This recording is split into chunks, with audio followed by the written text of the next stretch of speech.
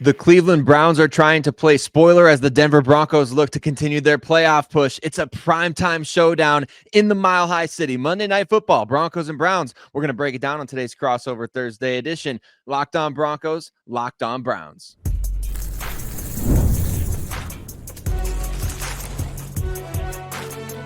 You are Locked On NFL Crossover, part of the Locked On Podcast Network. Your team every day.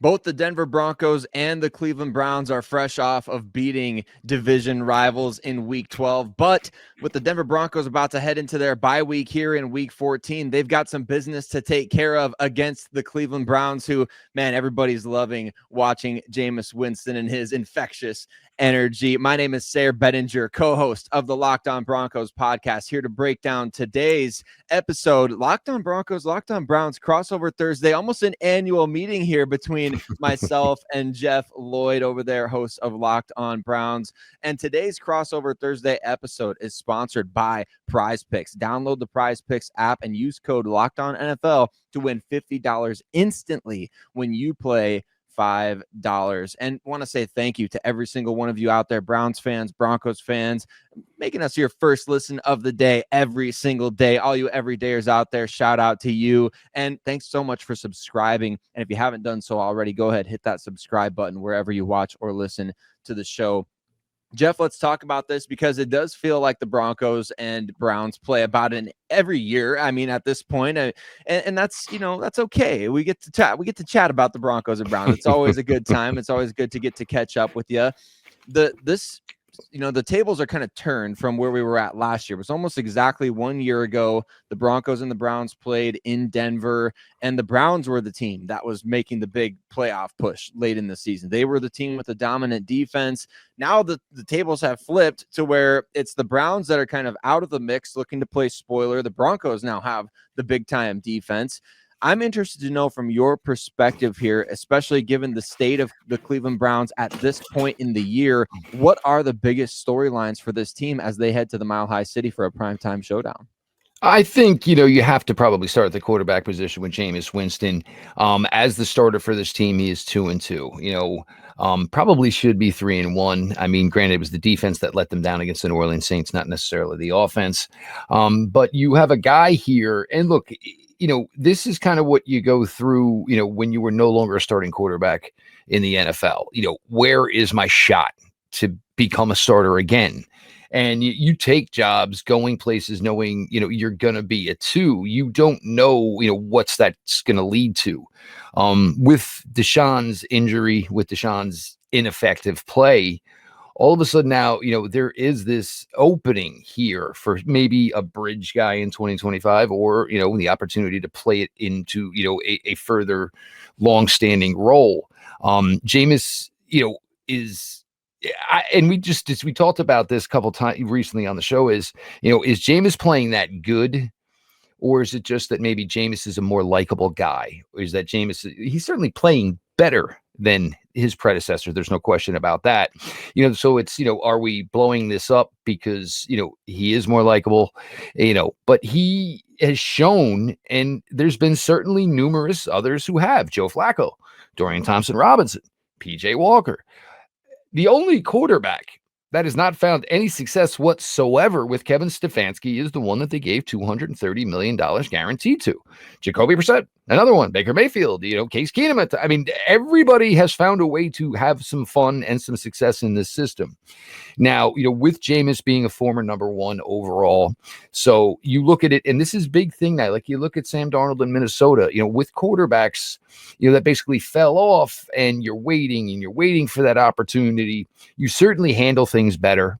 I think you conduct yourself better. When you're a former first round pick, you're maybe not listening to all the critiques you're getting, maybe, probably at a fault of your own, but you don't learn that. So basically you got to sit down. And, you're watching film and maybe somebody else is getting critiqued and going, man, I've always done it that way. And they're saying, let's not do it this way anymore. A little, against the Chargers certainly stymied him defensively, ended up throwing 3 interceptions that game. One thing Jameis brings that is always an issue I have with this Kevin Stefanski offense is they just don't throw the ball vertically enough. And it's not even that I need success. if you don't throw it at all, guess where all the coverage is going to be? And, you're putting bodies in a cage, and it becomes, basically you have to win by, death of 1,000 paper cuts. Defensively, it's coming around. And it's been tough for Myles this year, and we're not sure where it's at, but there are talks that, Myles might need some sort of off-season surgery on his feet. Certainly, the Watt brothers, and let's just get this off my chest. This is the stupidest conversation ever. We're having two brothers who have over 100 career sacks saying that another guy who's about to have 100 career sacks is not as good of them. Throw the pity party in Canton, Ohio, fellas, when you all make it. Nobody cares. This is such a pointless conversation that goes on. But hey, if it's going to aggravate my guy to the point that it becomes Defensive Player of the Year, it's fine. But they're playing better defensively. And that's been a key. This is certainly at the point where there is a lot of development and nature, watching what's going on here. Certainly, where Jerry Jeudy, former Denver Bronco, is. What is he going to be? Is he going to be a soft one? Is he going to be a hard number two? These are things Browns are going to continue to find out as this year goes on. The offensive line, it has been in disarray. They have started 7 different units to this point. But we're going to get the same unit again. So you start to get a little, continuity. It's been fun to watch the last couple of weeks. And we were really concerned what was going to happen with this team when they went to the bye, because they were so beaten when they went to the bye. How do you amp that back up? Well, when you got pros like Myles Garrett, Nick Chubb, Joel Bitonio, and Jameis Winston. And I think, normally, hey, you'd say, well, maybe you lose, maybe you tank. But I think for what this team has been through, I think winning, being successful here, even though it's not going to change the outcome of your season, is certainly going to do a lot more for that franchise than saying getting the number 2, number 3, number 4 overall pick. Which right now it doesn't feel like it's going to be within reach for a team with Cleveland's talent. Obviously, there's a lot of bad teams in the NFL this season. I believe 17 teams right now have 7 or more losses, which is kind of crazy to think about. So you have and you have nots. It's yes, exactly that. I know Broncos Country very excited to see the rematch with Jerry Jeudy here coming to the Mile High City. He's been on a heater the last 4 games, especially the last couple of weeks against Pittsburgh and New Orleans. I know a lot of Broncos Country been kind of loathing the wide receiver position in Denver this year, but it'll be fun to see Jerry likely going up against Pat Surtain in this matchup for the Just going to jump in here real quick, Sayre. Detroit Lions recently released defensive end James Houston was claimed by the Cleveland Browns back in 2022. James Houston had 8 sacks as a rookie in 2022. Browns were a little light at the DN rotation. Really actually kind of like this move.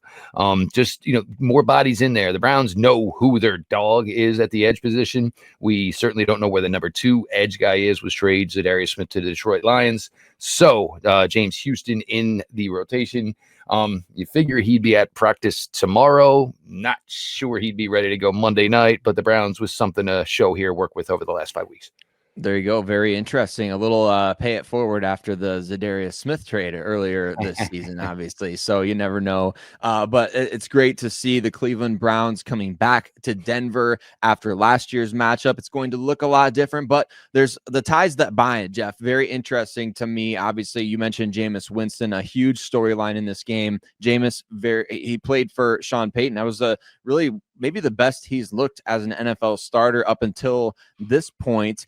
When he played under Sean Payton for those 7 games before he tore his ACL. So I know that he's been bringing up his time with Sean Payton and kind of just, commentating on Bo Nix and his time with the media this week. So it's going to be fascinating to see Jameis Winston coming to the Mile High City as a starter, one of Sean Payton's former quarterbacks there. But the Denver Broncos, if they're going to get a win in this game, there's a couple of key storylines to be paying attention to. Obviously, offensively, Bo Nix been stealing a lot of the headlines, but can the running game get going? And defensively for this team, who the heck is going to be out there for the Denver Broncos? Jeff and I are going to talk about that coming up next on today's Crossover Thursday edition. Locked on Broncos, Locked on Browns. Today's show is brought to you by FanDuel. Hey, get ready to tackle the NFL action with FanDuel, America's #1 sportsbook, because right now, new customers can bet $5 and get $150 in bonus bets if you win. And the FanDuel Sportsbook app, it gives you everything that you need to place live bets on the NFL all in one place. So you get a hunch in the middle of the game. You can check out the latest stats, view live play-by-play, and so much more on the same page where you place your bets. Just visit fanduel.com to join today, and you can check out the different aspects of this Broncos-Browns matchup that might be enticing to you. The Broncos favored by 5.5 points at home. The over-under set at 41.5 points, but you can also check out some individual props that they've got going on over there at FanDuel. So again, you'll get started with $150 in bonus bets if you win your first $5 bet. So visit fanduel.com. Never waste a hunch and make every moment more with FanDuel, an official sportsbook partner of the NFL. Bo Nix has been stealing a lot of the headlines for the Denver Broncos this year, but offensively, we're wondering if that running game can get going against the Cleveland Browns. And for the Broncos defense, who's going to be out there playing in this Monday night matchup? We're going to break that down on today's Crossover Thursday edition. Locked On Broncos, Locked On Browns. But want to say once again, thank you to every single one of you out there that makes Locked On Broncos or Locked On Browns your first listen of the day every single day. We appreciate you so much. I'll give even a mile high salute to all of you Browns fans out there as well. Mile high salute to all of you everydayers, and especially those who subscribe to the show and don't miss a single episode. Jeff, for the Denver Broncos offensively in this game, the storyline has all season been Bo Nix. Of course, initially it was, well, what is this guy going to be? And then it is, can he bounce back from a tough start? And then it's, can he keep the good vibes rolling? Now we're starting to get to the point of the season where Cody and I have been talking about this a little bit on our shows. Can the Broncos get their running game going? And just to paint a picture here, the Broncos against the Las Vegas Raiders on Sunday, their number one back, Javonte Williams, 8 carries for -2 yards. Javonte Williams has 6 games this season where he's run for 2.9 yards per carry or worse. And that is kind of indicative of just kind of the roller coaster ride that this team has been on. So if you want to beat the Denver Broncos, you obviously got to force Bo Nix to make mistakes. You want to force him to make mistakes, you got to force him to throw the ball more. And if the Broncos can't run the ball, Bo Nix is going to have to carry this offense, which is where your guy, Myles Garrett, kind of comes into the picture a little bit. Well, the thing, and look, it's very similar. Obviously, the Browns are not really running the ball all that well either. But with Cleveland, their predominant is to just get after the quarterback and play man coverage. Bo Nix, and it's strange to say that rookie's just eating up zone coverage, but he is. And, and maybe Bo Nix isn't your average rookie, certainly. Man, I don't want to say it's his Achilles heel, but he's just not doing his better. And certainly that's what the Browns, love to do. Courtland Sutton has been a pain in the Browns' butt this entire time in the NFL. He's always been, Denzel Ward, they put him on him because basically you take your corner, you put him on your best receiver. It's just not a great matchup for Denzel Ward. Courtland is taller, he's longer, and it's just, he's had his number against Denzel Ward a couple times.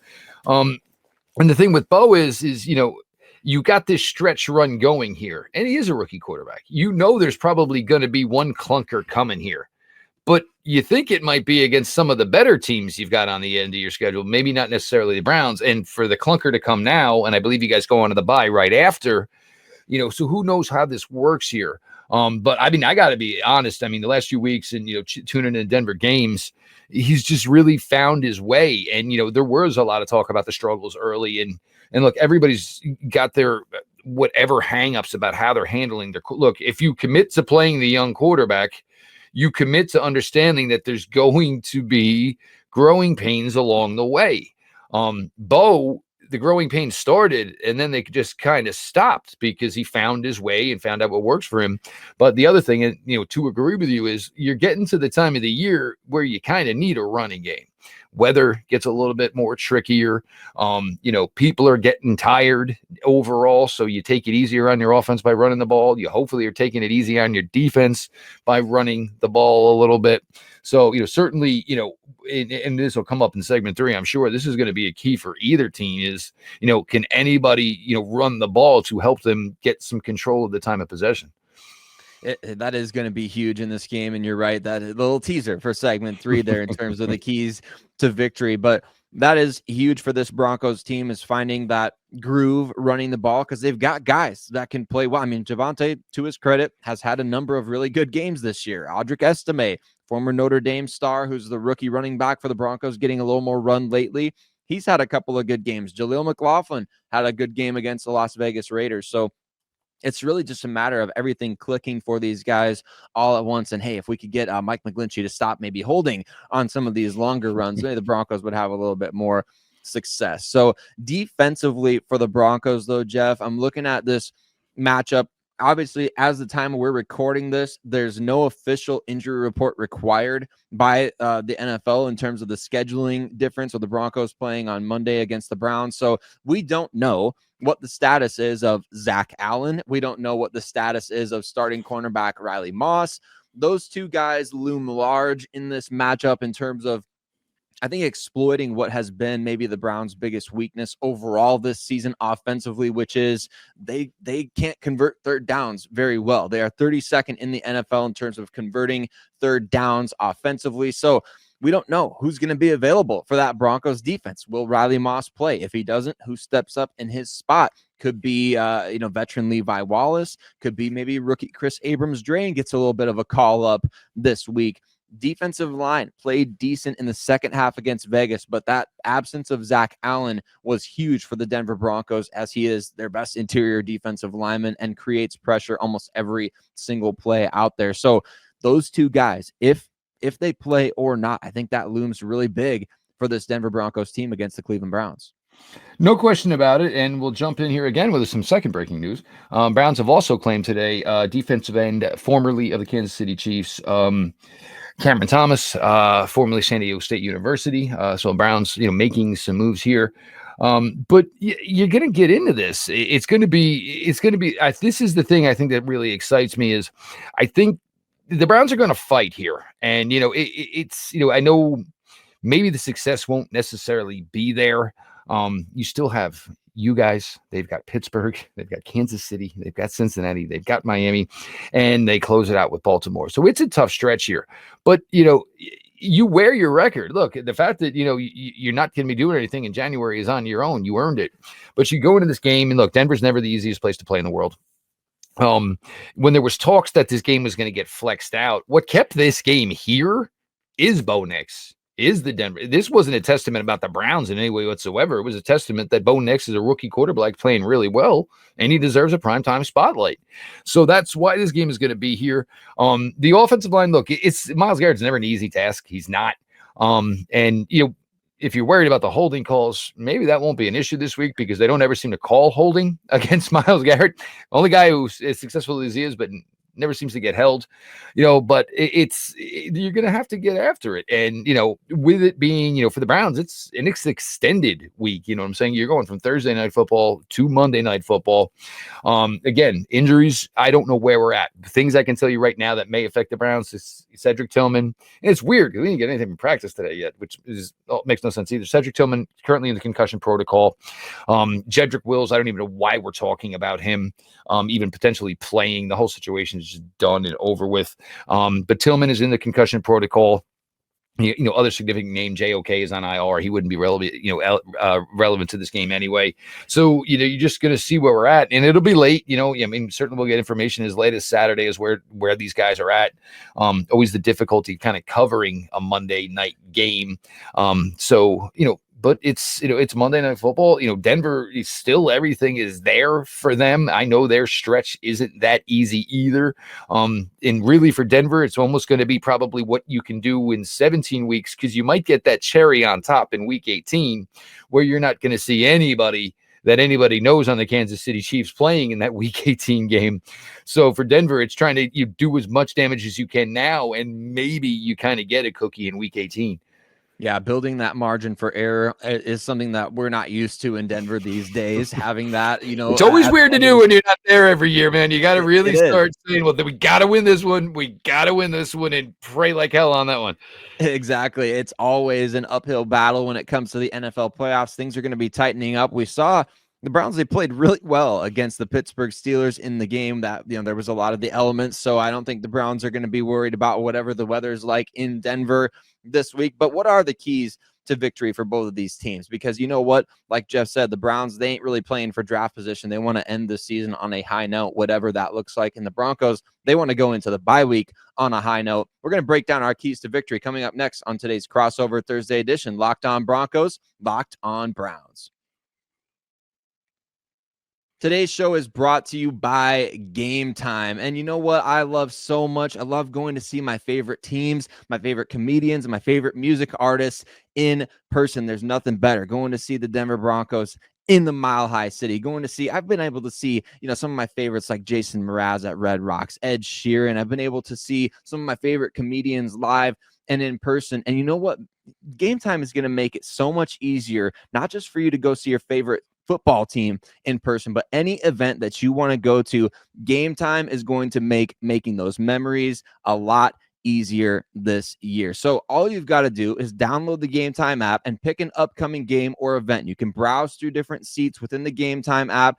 And my favorite features include things like viewing your seat before you buy. There's nothing worse than you pay tickets for something and you get there and you get to your seat and you're like, man, I wish I would have paid a little bit more for this seat, or I wish I would have known that the view was going to look like this. Well, using the Game Time app, you can find out what your seat's going to look like before you even get to the venue. And they've got curated deals that make it easier to find the best price on great seats. They've got the Game Time Super Deal and the lowest price guarantee with event cancellation protection, job loss protection, and more. So what you want to do is you want to take the guesswork out of buying tickets with Game Time. Download the Game Time app, create an account, and use code LOCKEDONNFL for $20 off your first purchase. Terms apply. Again, create an account and redeem code LOCKEDONNFL. That's LOCKEDON NFL for $20 off. Download Game Time today. What time is it? Game time. As we jump into the fourth quarter, we are going to break down our 3 keys to victory for the Denver Broncos and the Cleveland Browns on Monday Night Football, with Cleveland heading to the Mile High City. But once again, just want to shout out every one of you, everyday listeners of Locked On Broncos and Locked On Browns out there. We appreciate you so much for making us your first listen of the day every single day. Jeff, I want to pitch it over to you. 3 keys to victory for the Cleveland Browns in this game. I mean, they beat the Pittsburgh Steelers, so they can beat the best of the best. What do they got to do to go into Denver and steal a win? Well, it's got to start with some, some manipulation, manipulation of a running game. Look, I love Nick Chubb with all my heart, and he is out there. But, when you've seen a player for as long as, I've seen Nick Chubb, I can tell that that's a version of Nick Chubb. It's not the Nick Chubb. We'll see in 2025 if he gets back to, 100% of Nick Chubb. It doesn't help that, it's been a revolving door at the offensive line. That certainly gives you no cohesion towards a run game. But certainly the run game is certainly going to be important. Second one, I'll also stick here on offense as well. I probably don't have to tell you or any Denver Bronco fan, there's been times for Jerry Jeudy where his head gets the best of him and basically, defeats him. And Jerry Jeudy right now is in a really good spot. Moving on from Amari Cooper, I think it was such a smart move. Because look, once you're done with a guy and it's basically, look, we're not even willing to negotiate. We don't want to talk about a contract extension. There's that odd spot you're in. But meanwhile, the Browns had all these other guys who needed reps, who needed to kind of have, be established as to where they are so the Browns can make plans in the future. Jerry Jeudy was certainly one of them. Over the last 4 or 5 weeks, he's been an absolute monster. Who would have thought the kid who grew up in Deerfield Beach, Florida, all of a sudden looked like a guy who grew up in the lake in Minnesota on Thursday Night Football, catching everything that came his way in the snow. Cedric Tillman, there's been a big progressional jump there as well.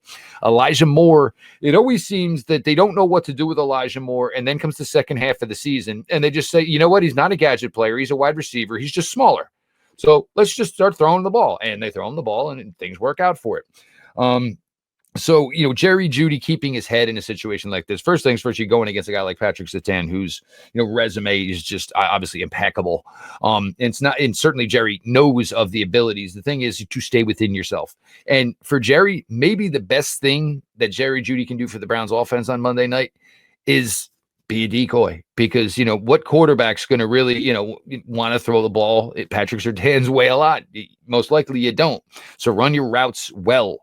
preoccupy Mr. Surtain, and therefore you have guys, and we'll see again if it's Tillman, David Njoku, certainly Elijah Moore, and you can get other guys involved here, because if the Browns say, hey, we're willing to give up Jerry Jeudy to give up Patrick Surtain, you're going to do that 9 times out of 10 out of 10. And the third one, defense, it's just got to keep coming. And look, you are Jim Schwartz. You have this resume. You should be the one that makes Bo Nix look like a rookie. It shouldn't be Bo Nix having a day against a guy like you. That's more of a statement about maybe where Jim Schwartz would be in his career as for Bo Nix, because we know Bo Nix is trending towards being one of those guys. But if you're supposed to be one of these, guru, top notch, you should be ready to go against a rookie quarterback, even though we're getting to the point where, the rookie label starts to wash off a little bit after all the amount of times that he's played. But you need to have Bo Nix make a couple of mistakes. And as you said, they don't run the ball very well. So that should play into your hands of saying, well, all we want to do is play man coverage and get after the quarterback. Well, it appears Denver might let you do that. Now let's see what happens.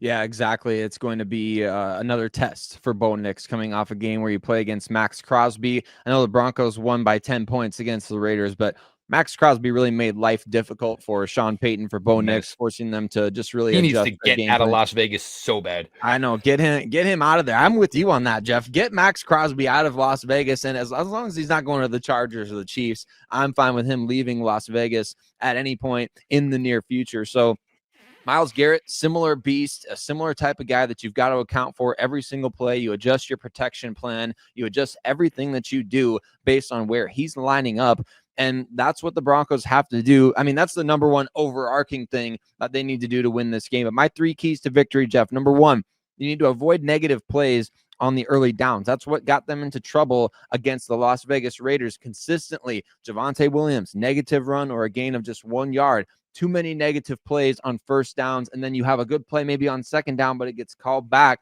or you have a penalty on first down.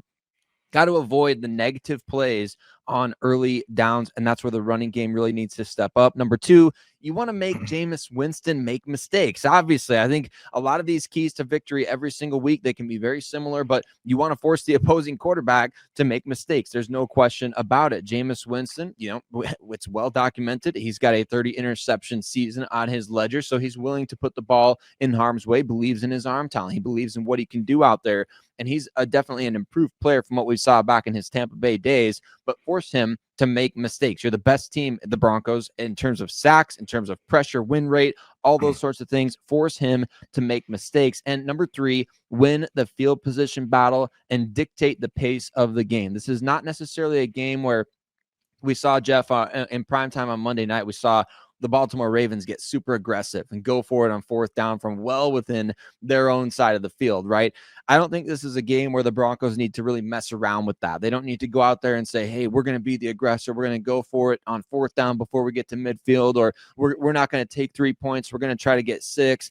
This is a game where I think that you can play sort of an old school Big Ten style game, right? You can go for it in certain situations that dictate, but play the smart field position game, attempt to run the ball effectively and dictate the pace of this game, because if you're dictating the pace of this game, you're going to be able to keep a guy like Myles Garrett at bay a little bit better than what you have in the past, or what other teams have in the past. So those are 3 keys to victory for the Denver Broncos as they look to get into the playoffs this season. I think it's going to be a fun matchup. I think it is, and I think for Browns fans, there's a lot more renewed, I would say, love for watching this team play. I think a lot of people were absolutely ready to just pack it up. Certainly doesn't help that the Cleveland Cavaliers are an unstoppable unit right now. But again, Jameis has made this team more likable. And it's always going to come down to your quarterback. Nick Chubb, Joe Bitonio, they're great. But, if the main guy is not the main guy, and he's a very difficult guy to root for, it becomes an unpleasant experience. The losses just make it to the point where you don't care. That narrative is kind of changed right now. And these are all going to be big games for the Browns closing it out. I mean, Cincinnati maybe is wavering, but everybody, that they're going to be playing against is going to be somehow, some way playing for their playoff lives. So, it isn't necessarily so much about being the spoiler, but show up. I mean, everybody understands that this team certainly had a lot of injuries this year. And not that anybody doesn't, but it's just go out there. You got to battle, and tanking. It's great for guys like us to say this and set up how we're doing our off-season coverage, and we could, you start using words like that within a locker room or within a front office. Everybody can start packing their stuff up and heading on. You cannot show that. You cannot project that. The Giants trying to start Tommy DeVito and now have to start the better quarterback because Tommy DeVito might be in. Like, you look at some of these teams, and and for me, that's and I was telling before we record here, I think people think when the Cleveland Browns, just because they're not good record wise, I think everybody just thinks it's a clown show again. Look, this place has been a clown show for years. Trust me, I covered it. It is not a clown show anymore. Yes, it was an unsuccessful season, but it just doesn't mean that all of a sudden, 60 guys with, colored hair and makeup on started, filing out of a Datsun again. It's not. It was just an off year, and certainly, 3 guys with your owner, your general manager, your head coach, all went in heavy on the most important position in all of professional sports, and it failed miserably. But the thing is they're smart enough in so much else that they do. They can circumnavigate that. They can surpass it. They did it last year. They could have done it this year if they made a switch a little earlier, and they can still find a way to pay him last year and be ultra competitive next year. Yeah, I think the Browns may take a page out of the Denver Broncos book in the near future and just say, you know what, we got to eat the dead money. Whatever we got to do, we got to move on at the quarterback position at some point in the near future. Going to be a fun matchup, Monday Night Football, Denver Broncos versus the Cleveland Browns. Once again, I want to thank you all for making Locked On Broncos or Locked On Browns your first listen today and every single day. And again, we wish you a happy Thanksgiving whenever you're listening to this. A happy Thanksgiving week. Enjoy everything that you're doing there. And you know what? If you haven't already done so, for your second listen of the day, you want to check out one of the 2 Locked On NFL shows, Tyler Rowland in the morning and obviously Tony Wiggins in the evening. You can find Locked On NFL on YouTube or wherever you listen to podcasts. Broncos Country, Browns fans, we appreciate you so much, and we'll see you on the next one.